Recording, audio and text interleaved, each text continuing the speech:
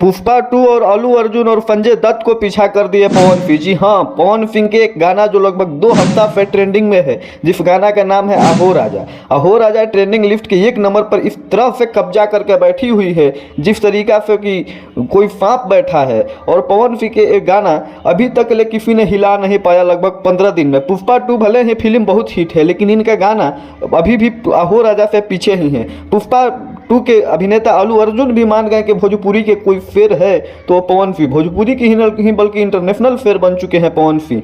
अभी हनी सिंह के गाना आया है रूह, रूह को भी अभी 2-3 नंबर पर है, लेकिन पवन सिंह का भी 1 नंबर से गाना हटने का नाम नहीं ले रहा है। पूरा बॉलीवुड चकरा गया है। संजय दत्त भी एक म्यूजिक एल्बम किए हैं, उनका भी एल्बम के गाना अभी पीछे पीछे चल रहा है। ऐसा माना जाए तो भोजपुरी के सुपरस्टार पवन सिंह के गाना अभी सबसे 1 नंबर पर चल रहा है, जिसका नाम है अहो राजा। आप लोग यूट्यूब पर देखे होंगे, नहीं देखे होंगे तो जाकर सुन लीजिए। वेब म्यूजिक से छूटा हुआ है। इस तरीका के तांडव सिर्फ कोई कर सकता है तो पवन सिंह ही कर सकते हैं, क्योंकि पवन सिंह के लगातार हिट पर हिट गाना देते देते एकदम समझ जाइए कि अहो राजा ने ऐसा रिकॉर्ड बना दिया कि आप लोग देखते रह जाएंगे। और सभी स्टार जितना भी इंडस्ट्री है भारत की, सभी इंडस्ट्री फेल हो गई है पवन सिंह के आगे।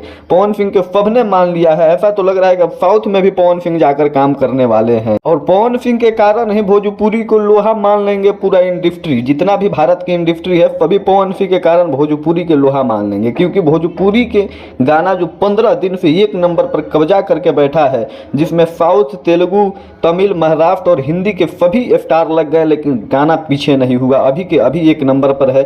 और आप लोग ढेर सारा प्यार दीजिए पवन सिंह को, अपने भोजपुरिया सुपरस्टार को, कि इसी तरीका से गाना अभी 1 नंबर पर बने रहे। 1 महीना रह के गाना एकदम साबित कर दे।